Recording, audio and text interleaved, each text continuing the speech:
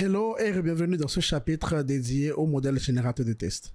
Dans la précédente vidéo, on a expliqué un peu le plan d'attaque et qu'on a compris que notre modèle, le travail qu'on a fait, c'est techniquement une classification, mais nos classes, on aura autant de classes qu'il y a de mots dans le vocabulaire. Donc du coup, à chaque étape, ce que nous faisons, c'est quoi? C'est nous prédisons le mot le plus probable qui arrive. Donc du coup, ce sera un des mots du dictionnaire, ok, du vocabulaire, qui a la probabilité la plus élevée.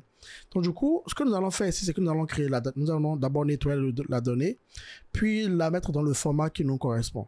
Donc du coup, on a vu qu'il y a plusieurs lignes qui avaient des /n, on va les enlever, on va nettoyer et on va éliminer les lignes en fait qui ne contiennent aucune information. Donc ce que nous allons faire, c'est que nous allons créer un corpus, une liste qu'on va appeler corpus. Et donc du coup, for line in lines, ce que nous allons faire, comme ça se trouve toujours à la fin, on va faire que line égale à, on fera line.split, ok? Donc on le split sur le /n et on prend la première partie uniquement, ok? Donc ça c'est bon. Et on va mettre le tout en minuscule, donc line égale à line point lower, ok. Donc là j'ai envie de vous montrer le résultat pour un exemple, donc print line, et je fais un break pour le premier exemple. Donc vous voyez là, alors je vais vous montrer lines 0, lines 0. Nous avions quoi? On avait au commencement Dieu créa les cieux et la terre avec le /n. Maintenant, on n'a plus le /n et tout est en minuscule désormais. Donc, du coup, c'est ce que nous allons faire. Maintenant, nous allons ajouter la ligne si elle n'est pas vide. Parce qu'il y a des lignes qui ne contiennent que ceci, en fait. Donc, du coup, ce que nous allons faire if line. Donc, si c'est vide, alors, ce que nous pouvons faire, donc, if line égale un truc vide comme ceci. Non, mais s'il ne contient qu'un /n, alors prenons une ligne au hasard. La ligne, par exemple, je pense que c'était quelle ligne déjà qui avait un problème? 41 000. Prenons par exemple 41 000, c'est vide. Donc, du coup, si je fais point split /n, j'ai du vide. Donc du coup, si je prends le 0, ça, j'ai un seul vide là. Et ça équivaut à false. Si je mets ça dans un booléen, bool, ça équivaut à false. C'est une chaîne de caractère vide. Ok, donc du coup, ce que je peux faire, c'est tout simplement if line. Donc, s'il n'est pas vide, bah, ça correspond à quelque chose. Donc, if line, alors corpus point append line, tout simplement. Et donc du coup je peux effacer tout ceci, et donc du coup là on va créer le corpus a été créé. Donc si je fais on va voir combien d'éléments là dans le corpus désormais. Len de corpus,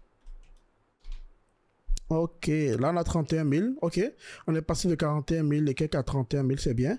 Alors ce qu'on peut faire, alors on va pas garder l'ensemble, ok, parce que là parce que regardez, rien qu'une seule phrase, je suis un étudiant, nous a permis de créer 3 exemples, ok. Donc là vraiment on va réduire pour ne pas remplir la mémoire RAM de notre collab. Donc du coup ce que je vais faire, c'est que nous n'allons garder que les 7000 premières lignes, ok. Donc ouais, faisons ça. On va garder corpus égale à corpus, donc les 7000 premiers éléments, voilà, ok. Donc là c'est bon. Puis ce que nous allons faire, on va prendre un exemple. Alors là on a fait notre nettoyage. Là maintenant on peut faire la tokenisation. Donc tokenisation. Donc si je prends un corpus, une phrase au hasard, corpus par exemple l'élément 45, nous avons Dieu, l'Éternel Dieu prit l'homme et le plaça dans le jardin d'Éden pour le cultiver et le garder. Donc du coup, alors les tokenize, tout ça on a déjà fait ça plusieurs fois. Je peux venir ici copier quelques éléments. Donc j'ai mon tokenize que je peux importer de là. Voilà. Donc du coup, je crée le tokenizer et je fais ça. Et maintenant, je fais bon, alors, créons le tokenizer d'abord. Et on fait maintenant tokenizer .fit en test. Et on lui donne le corpus. OK. Voilà. Et donc, du coup, on a enfin le nombre. Alors, si on fait tokenizer .word index. Donc, si on calcule la taille du word index, donc si on fait len de word index, ça nous donnera une idée du nombre de mots qu'on a dans le vocabulaire. Donc, on a 9420 mots dans le vocabulaire. Donc, on aura 9420. On fera une classification multiclasse. On a 9420 classes. Donc, j'avoue que c'est très, très lourd. C'est beaucoup, c'est très, très compliqué. Mais bon, on va le faire quand même. Et ce que nous allons faire, c'est quoi? Je vais vous donner un exemple maintenant de ce que nous allons créer. Si nous prenons un élément, donc du coup, prenons par exemple la phrase 3. Dieu vit que la lumière était bonne et Dieu sépare la lumière avec les ténèbres.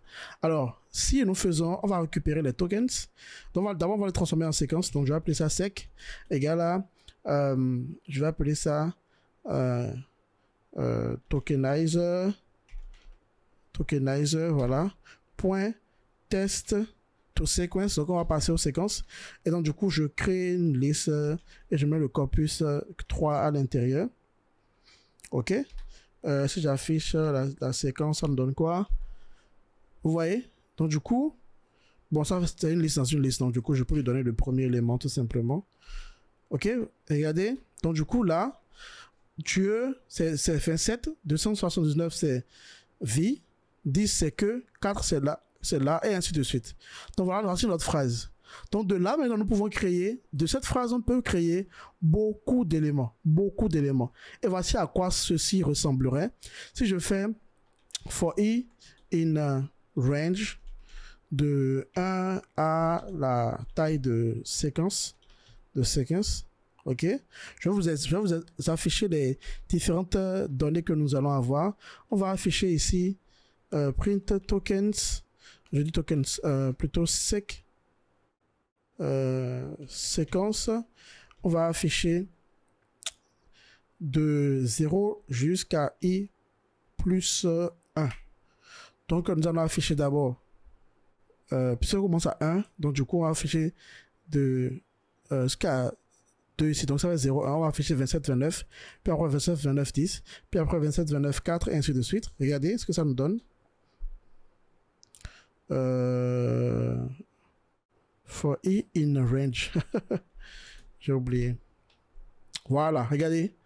Vous voyez, donc ça c'est Dieu vit. Dieu vit que. Dieu vit que la lumière. Dieu vit que la lumière. Dieu vit que la lumière était. Dieu vit que la lumière était bonne. Vous voyez le nombre d'exemples qu'on peut créer rien qu'avec cette phrase-là. Et maintenant, tout ce qui nous restera à faire, c'est de dire que le X, ce sont les éléments avant le dernier élément. Et le Y, c'est le dernier élément, tout simplement. Vous voyez? Donc voilà, on a créé beaucoup d'exemples comme ceci, rapidement. OK? Donc ça, c'est super. Donc du coup, on peut l'appliquer maintenant à l'ensemble en faisant sequences. OK?